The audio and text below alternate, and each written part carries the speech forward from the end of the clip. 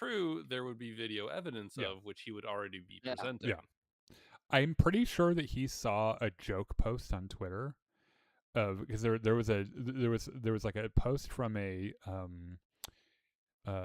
page on Twitter that does like fake news, but it's in their title. Like everyone knows that's what they do. It's kind of like The Onion, and it went like they went on this whole thing about how Antifa was dumping algae in the thing, and I think that's where he got that. Oh. Yeah, like he saw it on Twitter from a joke page and just fucking went with it. It wouldn't surprise me.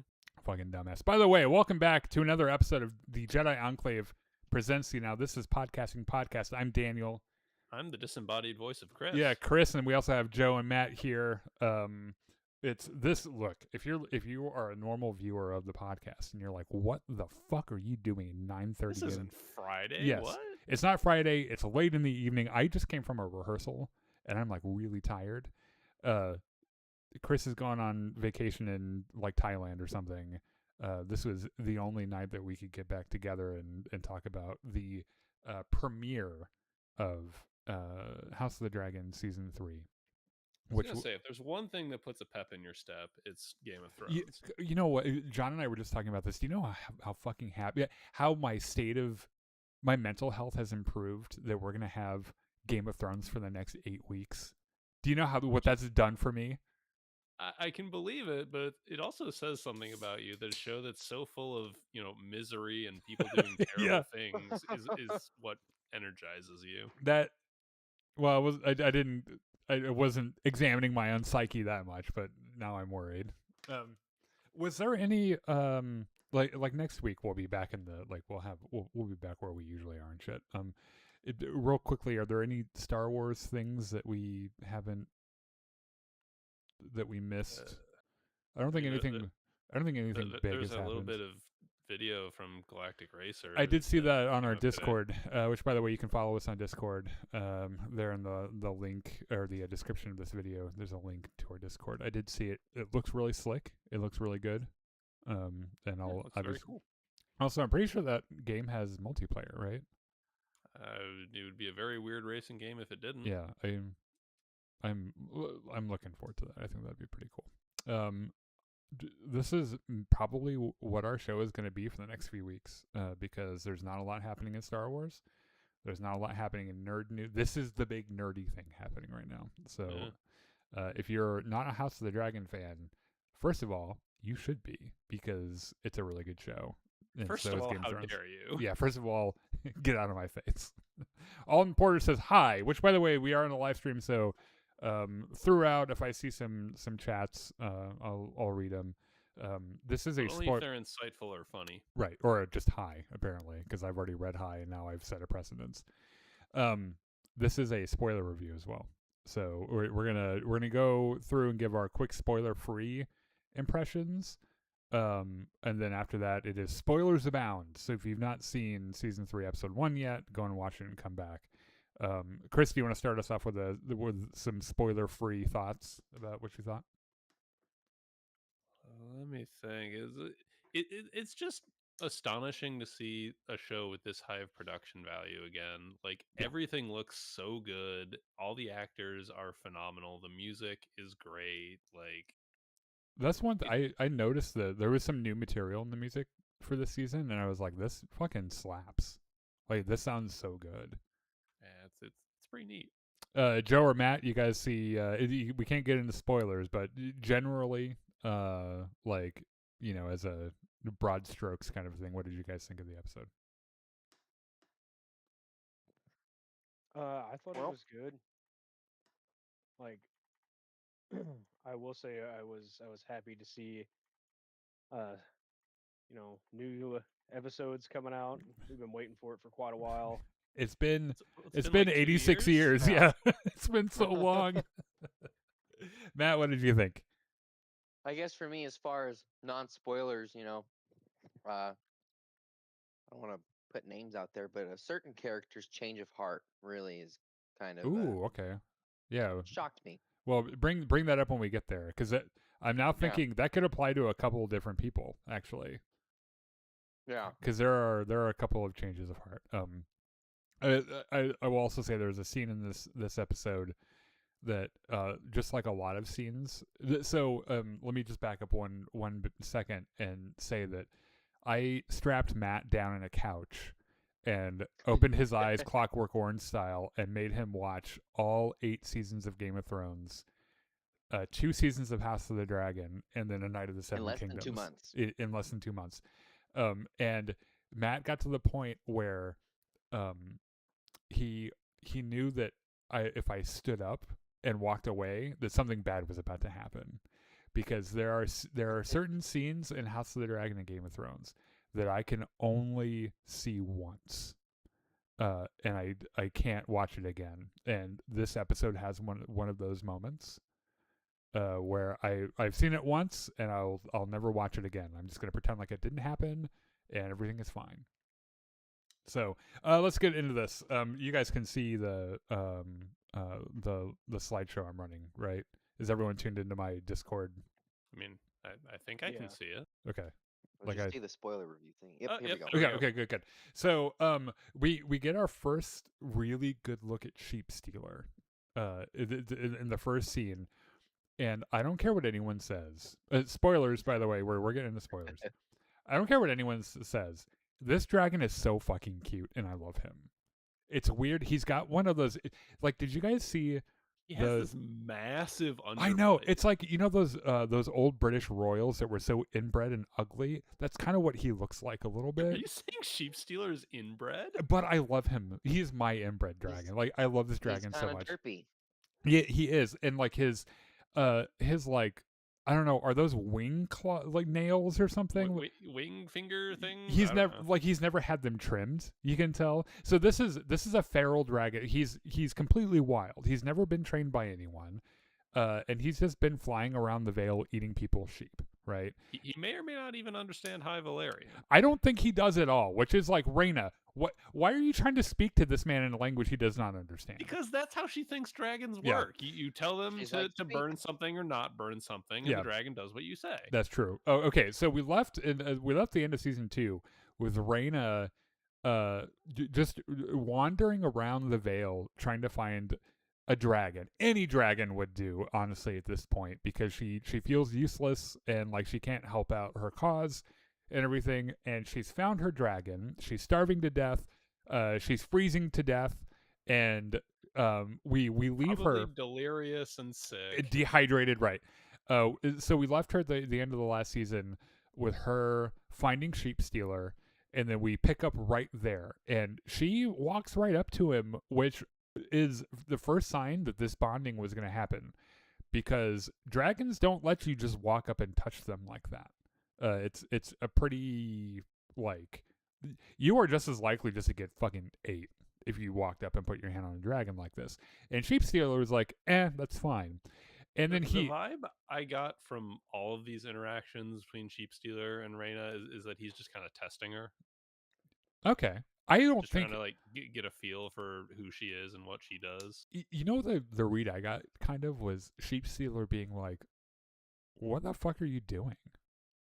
Like a person's never tried to crawl. Like a person's never tried to crawl up on him before, and so he's like, "What are you doing?" And maybe it was like, I could probably eat this little girl right now, but this interests me enough for me not to do it. So we'll see how this plays out. Well, what really makes me think that is that there's a sequence where like she's crawling up on his back, and he could so easily just like roll over and crush her and kill her. But instead he's just like, you know what? Let's see what you're about. So back in King's Landing, Maester Orwell gets pulled fucking out of bed by very angry Aemond, which I just realized is a really good nickname for Aemond. Very angry Aemond. Almond. Yeah. Almond boy, one eye almond. Because he's realized that his brother is missing, and I think he just assumed maybe I don't know, maybe Aemon's a little racist. He assumed that the black guy like had something to do with it. I mean, the Maester is Aegon's doctor, right? That's true. Yeah, and he was the one that was actively trying to nurse him back to health, so maybe he thought he was sympathetic to him. Yeah. So like, if anyone is going to make a scheme to smuggle Aegon out of the castle, I feel like his doctor would be one of the few people that he's interacting with enough to do that. So Orwell obviously is like, I don't know what the fuck you're talking about, dude. Would you calm the fuck down? The last time I saw him, he was in his bedroom. And then someone shows up, like, right before Aemon's about to swing that. Which, by the way, this is Aemon's sword, Blackfire, right? I don't know. You're the expert here. Oh God, someone I can't remember. Someone in the chat, tell me what the sword is. It's Aegon the Conqueror's sword. I think it's Blackfire, maybe. I don't know. Anyway, so he's got Aemon's sword or Aegon's sword. And It's not his someone brother's sword, the actual It is Aegon's sword. Blackfire. okay, good. So someone pokes their head in and they're like, yeah, so Larys is gone too. So that's probably who took him. And then we switch to the two saddest men in all of Westeros right now in a cart. Is Larys sad? Like, I feel like no matter what he's doing, he's always Calculating. like, yeah, Yeah. He's always thinking about what the next thing is. or just weirdly The self-satisfied. next Mhm. feet pick. Yeah. You know, you're probably he is probably like, I wonder if this boy will show me his feet, and I wonder how they compare to his mother's. So they're in a cart with a bunch of ravens, right? Which is where we left them at the end of the last season. And Aegon kind of is feeling real sorry for himself, isn't he? He's Where- also feeling extreme pain. Oh yeah, like, yeah. He's everywhere. like Milk of the Poppy, and he's like, oh, I forgot it. I'm so sorry. And he's like, motherfucker, just kill me now. And he's Aegon's not very. I think he's having maybe second thoughts about running, and he's like, I'm the king of nothing. And they get pulled over, like the state police pull him over, and the guy's like, well, everyone who rides through here has to give a loyalty pledge to Queen Rhaenyra. And Larys is the it's real first. simple. I pledge allegiance to Queen Rhaenyra Yeah. and the Black Flag and all that. Yes. And Larys is the first. He hits his knees so fast. He just immediately, he's like, oh, easy. Queen Rhaenyra is the best. What the fuck ever. And of course, Aegon just doesn't, right? Because he's such a little shit. He's, you could make a whole list of reasons why he wouldn't do this. And Larys is like, dude, this is the easiest lie you ever have to tell. Can like you this, maybe just chill for like 1 right? second? Yeah. And so the guy goes, well, they're for the Greens, so murder them. And Larys rolls over on Aegon so fast, where he's like, well, actually, he's the challenger.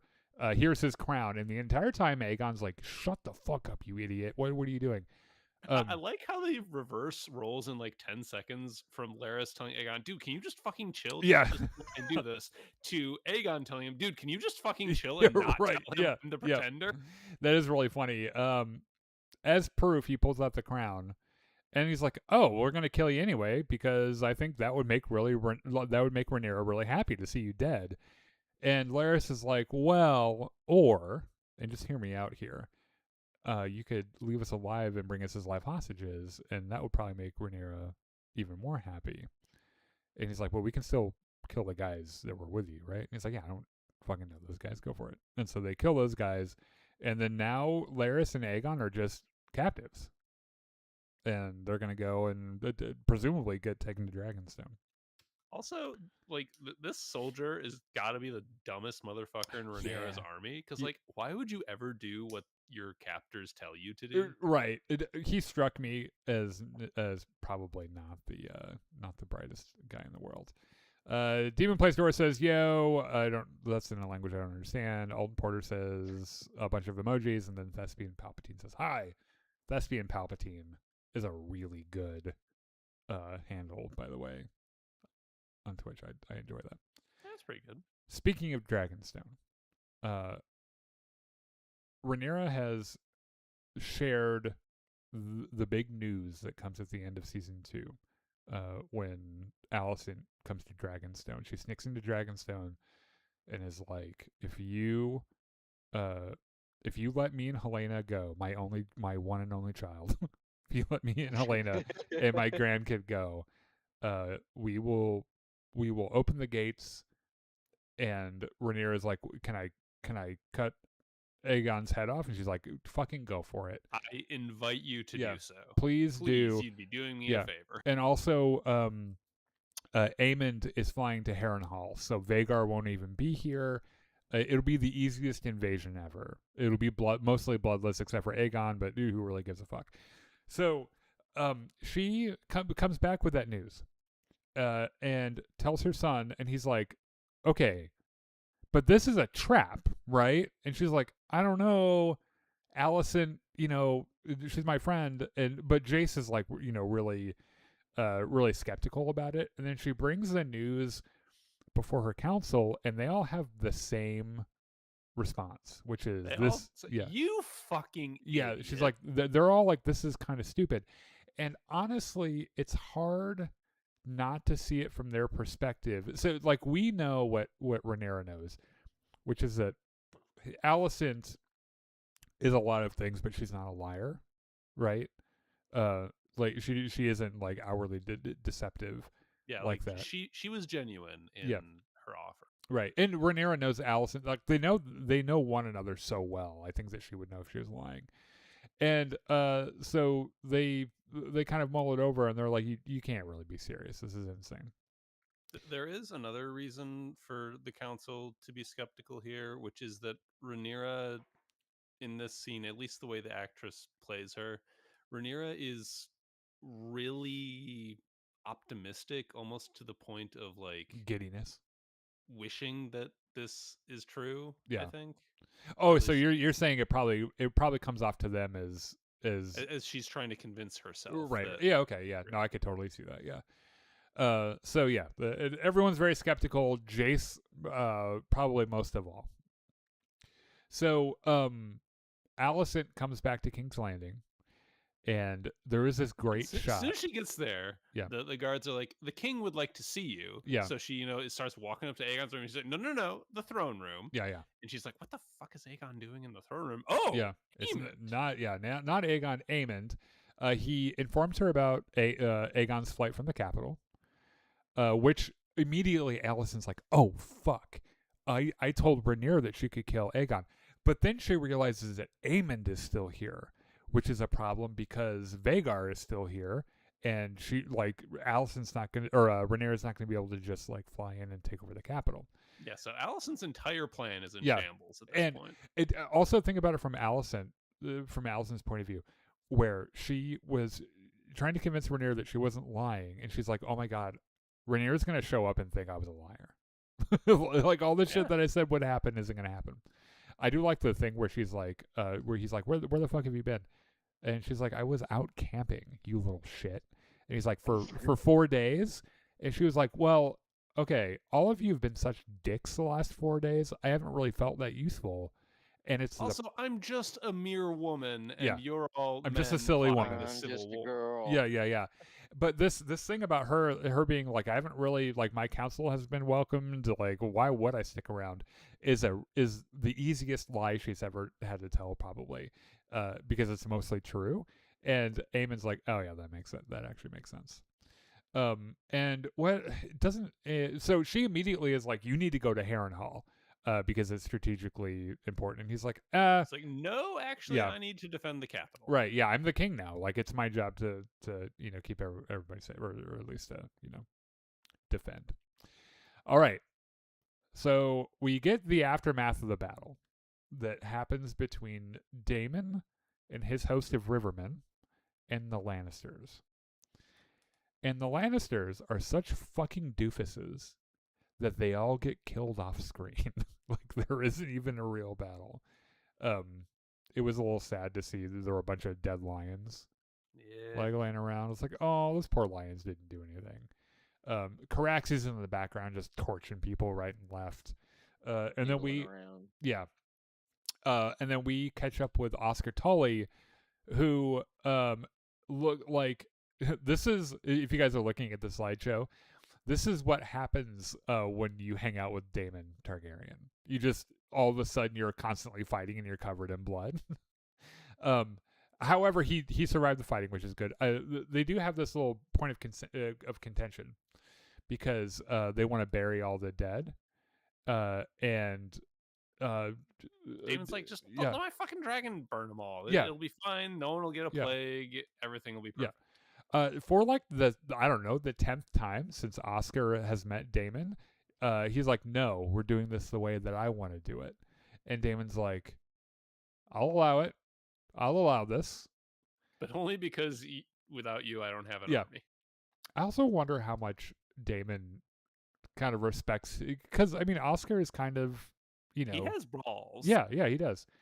They also mentioned that Jason Lannister, one half of the Jason Tywin Lannister twin set, if you're collecting them, has run away, because of course he has, because he's such a dipshit, So they stand around and they talk about what they're going to do, and then they notice that there's a force of men, just Drums coming out of the woods. right. They're just wandering toward them. And so Daemon gives the everyone to arms, let's go fucking fight. Fucking form up on me. We're gonna go kill them. Which, by the way, I do appreciate this detail, where Daemon and Oscar are the first ones, to advance. I mean, 'cause and of course Daemon is. Right, like he would never. Oh my God, this man would be so embarrassed if someone got to be there at the fight before he was. He's always got to be the first one. So these men come wandering out of the forest, and all of a sudden we see Stark banners. So we know that these are the Greybeards that Cragen Stark has sent, and they are led by Tommy Flanagan, the actor Tommy Flanagan, who is a legendary actor. He's been in a ton of shit. He's great. And I'm now just realizing his character's name is escaping me. And he's just badass Northman, right?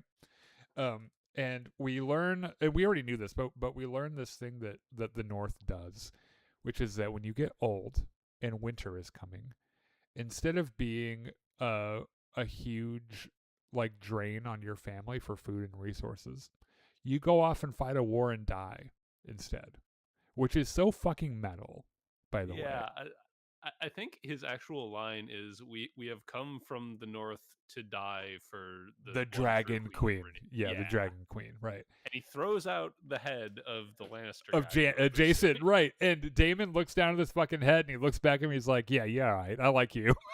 And I like the cut of your jib. Right, yeah. It's like these guys are going to get along, I'm sure. Which, by the way, should I remind everyone, I have not read Fire and Blood. I don't know what happens.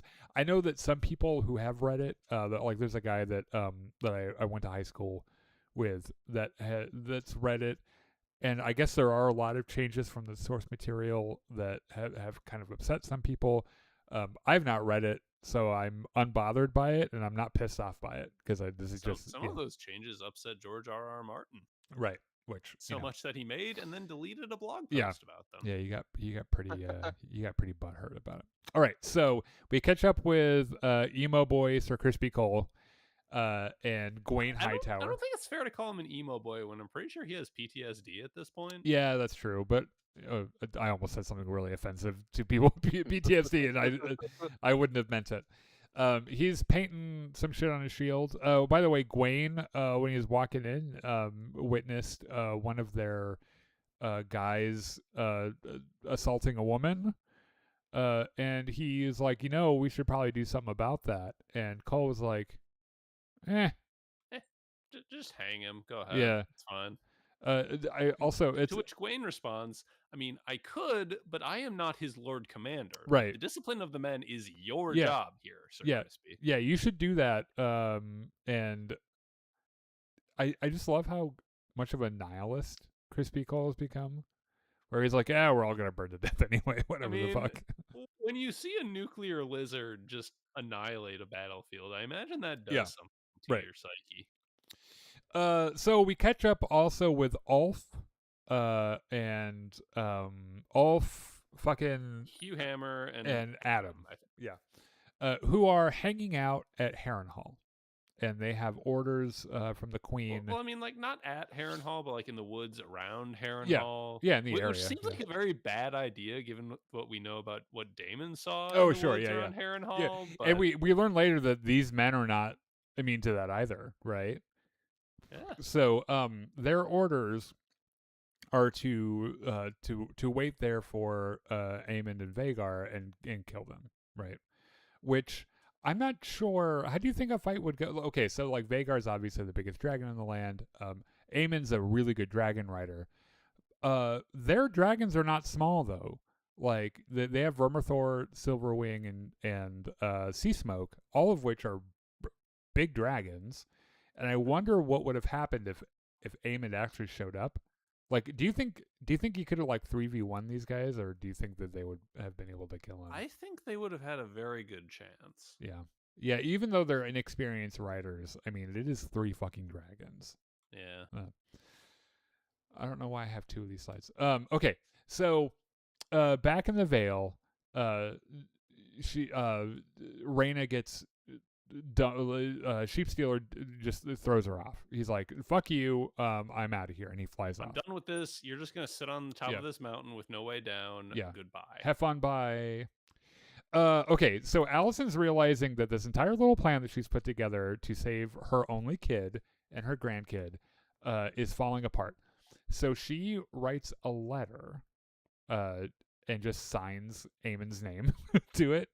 And she has this conversation with Helena about kind of like how, how scared she is and everything. And Yeah. And Helena's like, Aemon's scared too, right? yeah.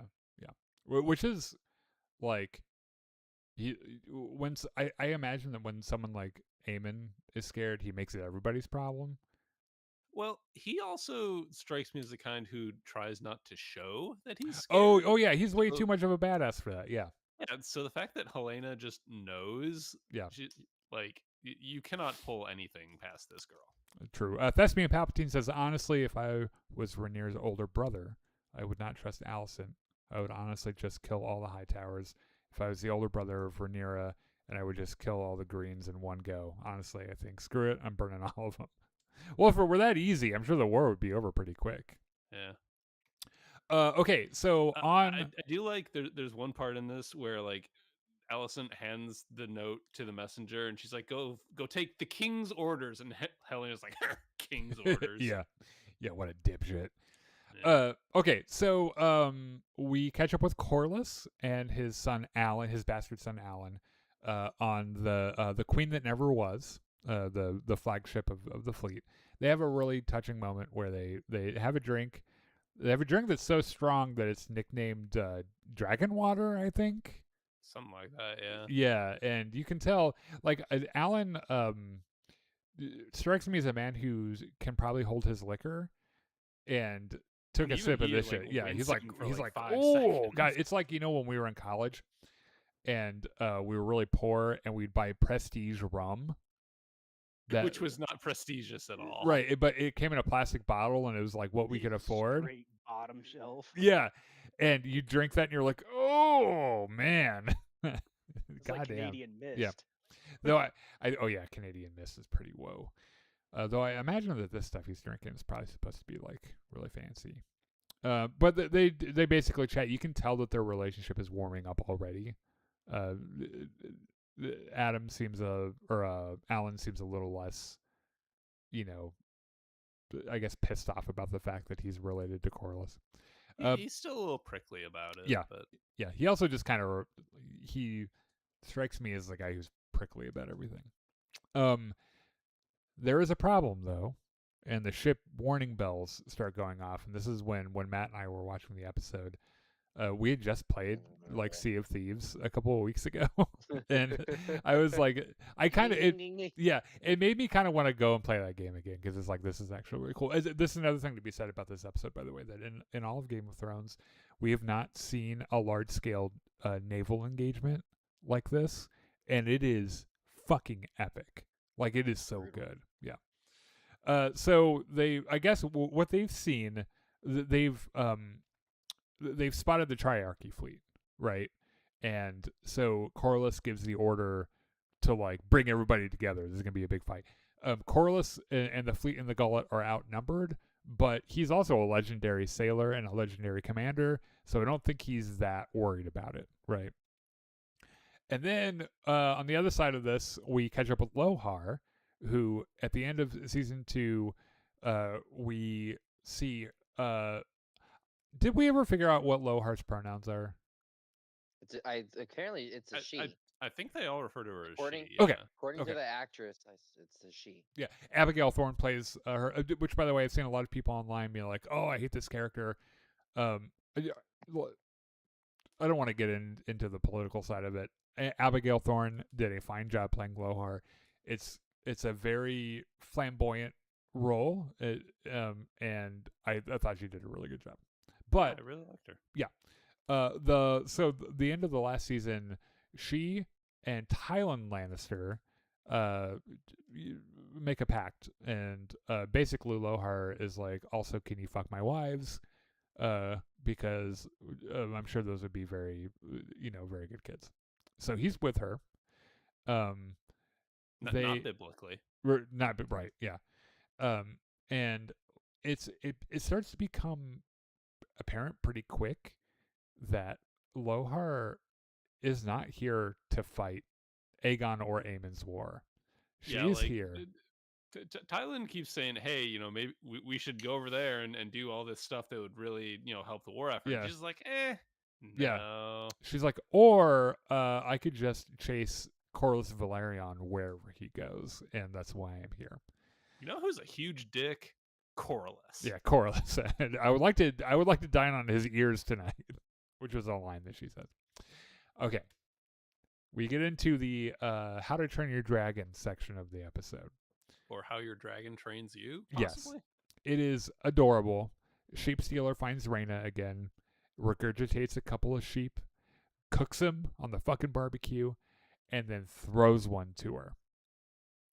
And it's so cute, and I love this dragon so much. And of course, Rhaena immediately just starts gobbling that shit down. Yeah. And what's really, I think the thing that makes it really cute is that she starts gobbling her sheep, and he like kind of lays down and starts eating his. And this is the problem with how Game of Thrones and How to Train, or not How to Train, House of the Dragon, is that I get so attached to these fucking dragons, and I think that's what's happened with Sheep Stealer. I think he's beautiful. Yeah, probably. Joe, did you notice that we had an actor here that we've been seeing in Andor a little bit as we've been watching it? Yeah. So as soon as I saw him, I did the Leo DiCaprio pointing at the screen. Yeah. So we meet Ormond Hightower, who is Alicent's oldest brother. He's the first son of the Hightowers. Let me tell you, Daniel, this guy's a huge. This guy's a huge cunt. Yeah. So he very obviously is a germaphobe. He's very, very neat. He's very slick and tidy and everything. He's got his buddy here, Brasso, who I don't know this character's name, but his name's going to be Brasso just because that's who I know the actor from. He's also got this kid with him. And we got to talk about this for a couple of seconds. Again, I've not read Fire and Blood, but I do know that this actor behind him is the actor that they cast for Daemon Targaryen. Now, Daemon Targaryen has stark white hair, and I do not know why he doesn't now. Intriguing. Yeah, I'm not sure why, and maybe it doesn't matter. I don't think that they're changing it from the books. It would be the funniest shit, by the way, if he ended up being a bastard, like Alicent and fucking Crispy Cole. Like that's where he came from. That would be really, really funny to me.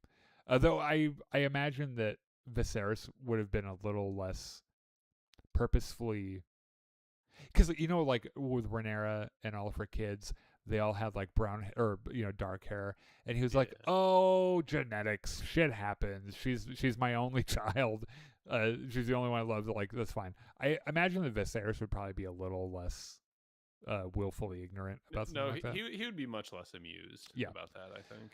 So this messenger comes with the forged orders from Aemon Targaryen.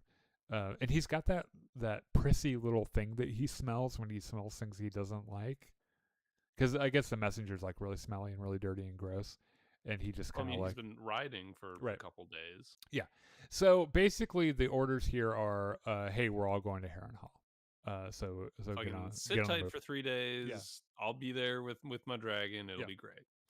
Now, Aemond hasn't been convinced to go to Harrenhal yet, so Alicent gives it another swing, right? And so she goes and visits him, and she's like, "Look, Harrenhal is a good idea. But, it's strategic. It can withstand Dragonfire, which is not true. Aegon taught Westeros that a dragon can melt stone, and no one knew that was possible. And he's like, well, my dragons can turn stone into lava. So, but anyway, she's like, go to Harrenhal. It would be so fucking cool. Like, everyone would think you're cool. I would think you were cool. What do you say? And she manipulates him, right? Like, she brings up his fear, and she's like, people wouldn't think you were afraid if you went and did this.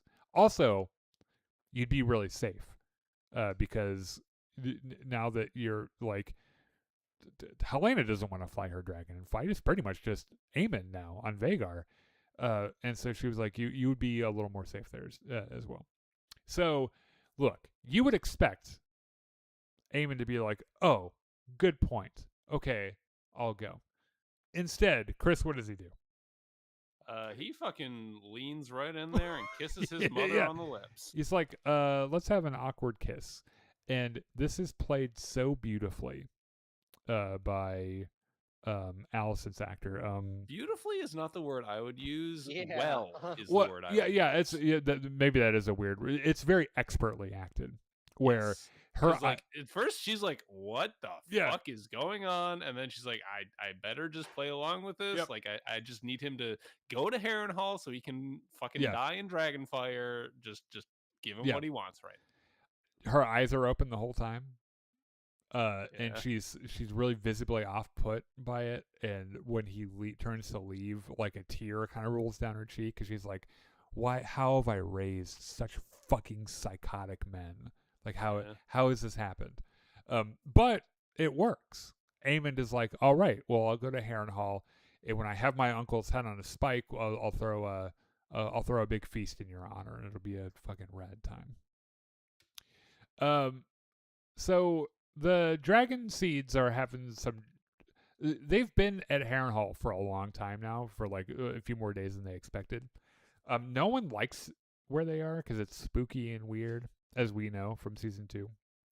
And they kind of debate, what they're supposed to do. They Like, also Ulf is out taking a dump in the woods. Yeah, and he which, hears by the or way, sees something that what is this about House of the the Game of Thrones universe needing to show us guys that are shitting all the time? I feel like we need that. like that happens in the first I think it's just episode. their way of reminding us that everyone poops. Yeah, I guess I didn't need reminded of that, but yeah. What did you guys think of this little thing here? Did you guys catch the antler man I did. I'm clomping not sure around? Whether he's supposed to be supernatural or not. They're not. So these are called the Green Men, who are this like ancient order of protectors of the weirwood trees on the Isle of Faces, which is I'm not going to pull the map up right now, but Harrenhal sits on the beach of a lake, and in the middle of that lake is a little island called the Isle of Faces. It's got a bunch of weirwoods on it. They're the ancient order that protects it, or whatever. So they're just men with antler no, outfits? well, no, they are antlered men. They have Antlers. Okay. they that's a part have of them. yeah they like have satyrs almost. yeah they have Got it. cloven hooves, full fucking antlers. Yeah, it's pretty crazy. So obviously they're like, what the fuck is that? And then Ulf hears something in the woods and is like, guys, this place is fucking crazy. I want to go. And is this where they run into Alice Rivers? It is. Yeah, like Adam is like, I don't think we should go, and Hugh Hammer is kind of in the middle. Then Alice Rivers shows up and like, no, actually, you guys should go. Yeah, she's like, your queen needs you elsewhere, at Dragonstone. And they're like, who the fuck are you? And without dropping a beat, she's like, I'm a fucking witch. And Ulf is like, that's all I needed to hear. I'm out of here. Bye. Goodbye, Yeah. fellas. Which is funny because in the second season, Matt, what is it that she tells Daemon when he meets her for the first time? I can't remember. Yeah, he's like she And was. an owl She- taking Oh human yeah, form She's or a something. barn owl. Yeah, reincarnated. reincarnated. Yeah, something. barn owl. That she's like I'm cursed and I can't leave this body. And he So just yeah, looks at her like, yeah, okay. yeah, okay. So the dragon seeds are like, all right, well, we're going to Dragonstone then because spooky Alice Rivers told us to. So Bela knows that the attack is coming in the gullet, and so she runs to tell Rhaenyra, and Rhaenyra's like, fuck it, I'm gonna go on my dragon. It's gonna be a great fucking time. Jace has a huge Jason's problem like, with us. that is the worst idea you have ever had. Yeah, it's terrible for the same reasons we keep bringing up every time that you want to go and have a fight. If you die, everything dies with you, and it's he brings that up to her, and he's like, what if you die? And she's like, well, at last you would be king. And then she shuts the door in his face, right? So her thing, Calls for her riding leathers. Yeah. And so she goes to her room to get changed, closes the door. Jace turns to her Kingsguard dude. without dropping a beat, Yeah. turns to the guard and says, you are going to lock that door and keep her in there to protect her from herself. Yeah. And his first response, obviously, is, that's treason, and she'll cut my head off for it. And he's like, yeah, your life for hers. That's what your job is to protect her. Somehow this works. Yeah, I don't know about that. I found it kind of weird too. I understand the intent that they're like, all the men are like, oh, the hormonal emotional woman needs to be, shut away in a room Oh, somewhere. come on, Daniel. It's the Middle Ages. They don't know what hormones are. True, yeah. Her vapors are Yeah. unbalanced, yeah. She's a witch. Yeah, right. Yeah. Fumigate her vagina. She's a witch. Yeah. So Jace runs to Bela, and he's like, girl, this is our moment to shine. And it's Well, first he says, I'm going to go jump on my dragon and go burn up some pirate ships. Yeah. And then at that point, I was like, oh God, Jace is going to die. Yeah. And then he says, hey, why don't you come with me? It'll be Mhm. great. And then I thought, oh God, he's going to live, but Bela's going to die. And he's going to have to live with knowing that he took his betrothed to her death. Did you guys notice how kind of crazy he seems for a second? He's very excited. Yeah, to he go works burn men himself to up. death. Yeah. Stupidly excited. Rhaenyra realizes that the door is locked, and is not very happy about it. Obviously, right? So in the gullet, the war has started in the gullet, and there's a lot of shit going on, but we find out that Lohar sent a detachment through the northern pass to set High Tide ablaze, which I think she just wants to burn Corlys's house, but she was like, oh, it'll like break his concentration or whatever. Yeah, And- that's her justification. Right. For, And- Yeah, and when she gives that justification, Thailand is like, okay, all right, okay, fine, whatever. but like we could really use those ships down here, don't Right. you think? Now, when they see Corlys's ship, Lohar orders that they chase him, which is a big problem because they're on the flagship, and the fleet needs them to coordinate the attack and everything. And Yeah. without a flagship, their navy is kind of useless, right? And they also haven't they're like, oh, we're gonna get in really close. That way, if their dragons show up, it'll be really hard for them to burn us without burning them as well. Which ends up not being a huge problem, by the way. Like, those dragons knew exactly what the fuck they were doing. So yeah, we more or less find out that the entire reason that Lohar has agreed to this alliance is that this is her chance to kill Corlys, because they've been at war with each other. There's been this, this fierce hatred between them for like the last 20 years or whatever. How does Thailand feel about this? He's not very happy. Not great. There is this really good line in this scene where Rhaenyra tears up her her pretty queen dress and says something to the effect of, "I know I have the frail woman of a body, but I have the heart and spirit of a king." And it makes you feel kind of bad for Rhaenyra because what they're doing right now. Can you imagine Robert Baratheon's council doing this to him, or any of the Yeah. like the Targaryen men or anything? Like they would never do this to a man that was in that position. I mean, really, that's been Rhaenyra's whole thing since the very first episode is I am capable of ruling this Yeah. fucking kingdom if you idiots will just sit down Yeah. and let me. Yeah. All right, so Bela and Jace arrive on the scene, and it's pretty badass. And I love these dragons. They start laying waste to everything, but then we find out that Lohar has a little trick up her sleeve. Yeah, she knew there would be dragons, so right. she brought anti-dragon grapples. Yeah, which is different than how we've seen people deal with dragons in the past, because they've had the scorpion ballistas and everything. So these are taking advantage of the fact that they're engaging over water. Right. So it's basically a harpoon that sticks in the dragon's side and has an anchor that drags them down. Yeah, and then they drown. So they this is when my blood pressure started to go up really high. Yeah. Because she's able to snare Vermax on his harness, his riding harness, and he starts getting pulled down into the water. But Bela is able to order Moondancer, and she just swoops right in and cuts the line. And like it's one of those things where you're like, oh, thank God.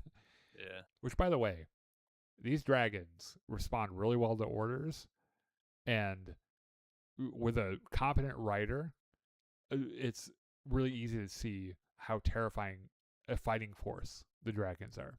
Yeah, they just swoop down and burn up ships like it's nothing. So Corlys has this big idea where he's like, Lohar is insane. She just wants me. So we are going to break off from the Navy or from the fleet.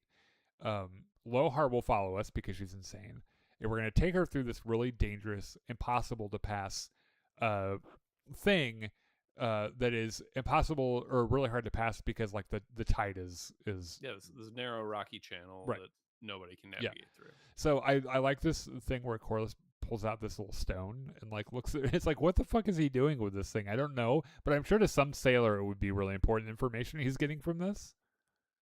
Is it like a prism?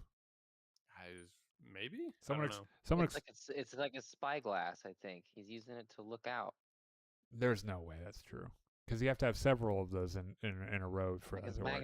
It's magnifying glass. Yeah, I don't think that's what it is. Let us know in the comments if you know what Corlys's stone here is. So that's what they do. They lure Lohar away. Lohar's like, absolutely, we're going that way. Right. I love this moment where things start to get really delicate, and Corlys walks over to the pilot and he's like, "Let Daddy drive." he takes the wheel and pilots the ship himself, which is really badass because we've heard about the Sea Snake's brilliant naval instinct and as a tactician and as a sailor. But it's neat that we get to see him like actually take the ship over and kind of save the day for the moment anyway. So they go through the channel. It's a little bumpy, but Corlys gets them through it, right? Now, back in the fight, Sheep Stealer has Sheep Stealer so Bela swings up to Dragonstone and is like, "Hey, Sheep Stealer, we're home. Hey, wait, what's all that smoke over there?" Yeah. You know what, Sheep Stealer, change of plans. Let's go help. Yeah. You, a dragon who has never been trained, you've probably never been in organized combat before. You don't even have a saddle. Let's go. You know what? You can breathe fire, and that's good enough. That'll be good enough. So at this point, Thailand is really pissed.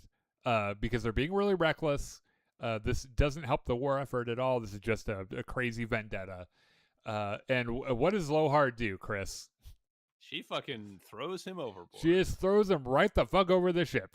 She's like, "You're heavy in all your armor." Her line is, how much do you weigh in all that armor? Yep. They throw all the Lannister guys, or I don't know if they're all Lannisters, but yeah. They're all wearing armor. Yep.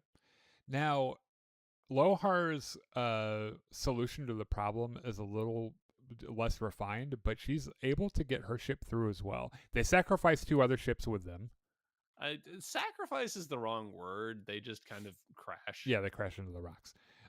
And she comes out of that channel full speed ahead, and they're gonna have an engagement, and then Ramming speed, Mr. Sulu. yeah, Corlys looks over and sees that High Tide is in flames.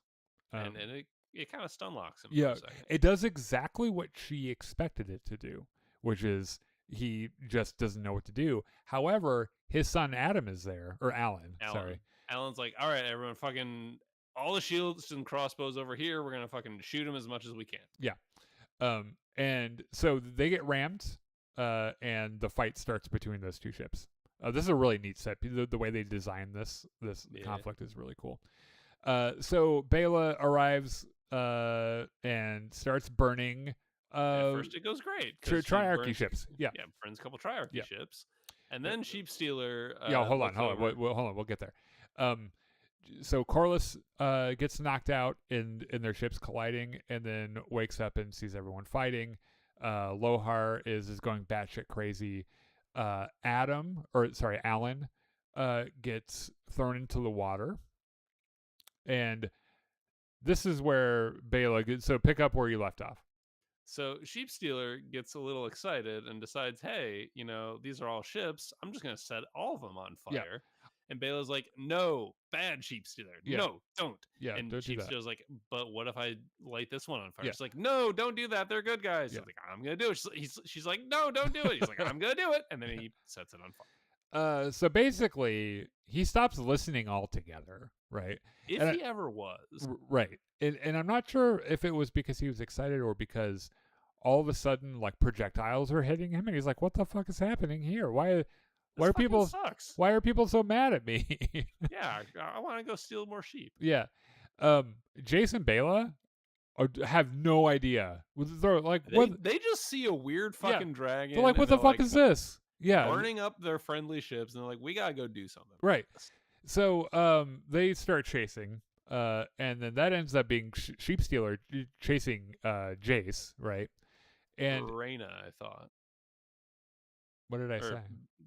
Bela, because like Rhaena's on her dragon yelling, "No, don't! That's my sister." Yeah. Well, they do both realize who it is. But Sheepstealer is just doing his own thing. So like this shot right here, he's pursuing Jace and like we're trying to take both of them down. Rhaena is freaking the fuck out in the heat of battle because they're so focused on this new element. Vermax takes one of those grapnels and gets snared by it. Back in Corlys land, Alan and Lohar square off. So Corlys actually gets knocked into the ocean and drowns because he's in armor. He's not. He doesn't drown. He doesn't? No, he's in the next episode. Oh, okay. But he does get thrown in the water. I think that Tyland survives as well. I don't think he dies either. So I don't know if they like shed their armor off really quick or something, but yeah, they make it. But yes, Alan does get a little upset and winds up stabbing and drowning. Yeah. Calls Corlys father for the first time. We've heard him time we've heard him say that, acknowledging Corlys as his father. So Vermax gets pulled into the water. This is like that fucking. I don't know if you guys have seen the Never-Ending Story, but that really sad scene where the horse gets sucked into the quicksand and shit. Yeah, it's just like that. So Vermax gets pulled into the water and drowns, and it's heartbreaking, and I'll never watch it again. Vermax is fine. He flew off to some other place in the world, and he's fine. He flew up to the farm upstate. Yeah. So Jace manages to unhook his tether and start swimming for the surface. Yeah. And just when you think he's okay, he grabs a piece of floating, wreckage, and you think he's going to be okay, and then he just takes a fucking arrow right to the back, right? And he turns around. He's so confused by it.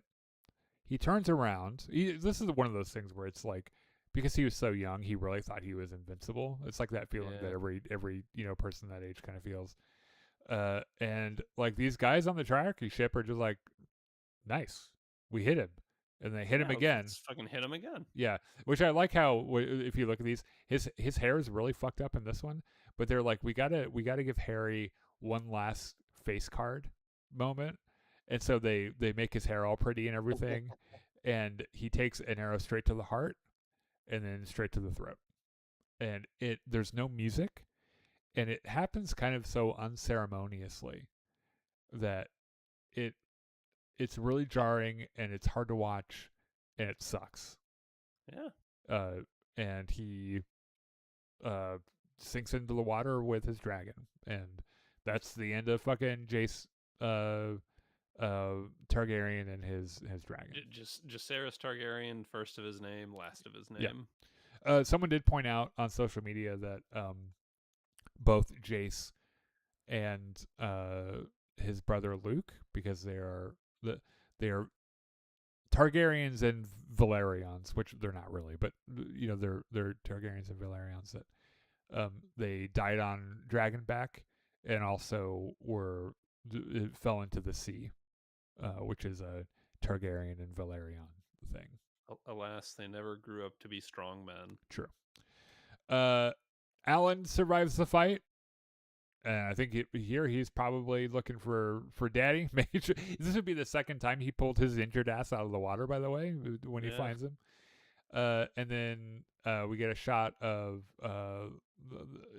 Corlys' ship, the Queen That Never Was.